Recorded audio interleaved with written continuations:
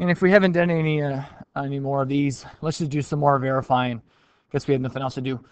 We want to go ahead and verify secant of x plus tangent of x. And is that equal to cosine of x all over 1 minus sine of x? All right. I'm going to go ahead and stick with the right side here. And we've already done a problem similar to this in 5.1. And the trick to these guys right here is when you have a 1 plus sine or 1 plus cosine or something like that, that's when you want to multiply by its conjugate. So it's just another reiteration right here. Okay, so let's multiply by its conjugate on the right side. So it'll be a 1 plus sine of x. And then 1 plus sine of x over here. And let's see here. So cosine times 1 and cosine times sine of x, I'm going to get cosine of x plus cosine of x sine of x. Okay, and so if you were to multiply this, I don't know if you realize this, but this is a binomial, so this is a difference in square.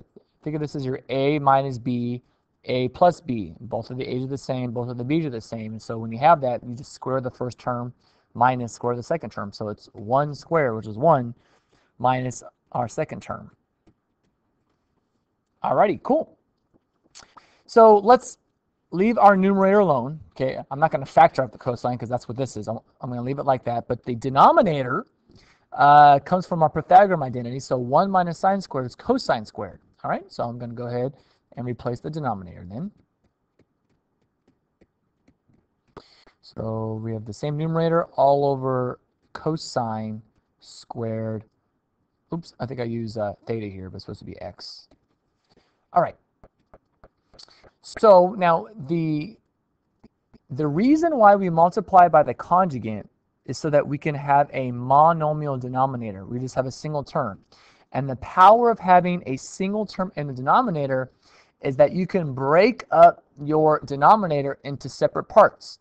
For example, now that we have a monomial in the denominator, I have this then. I have a cosine of x over cosine squared of x plus, and then I have this term right here, cosine of x sine of x all over cosine squared of x.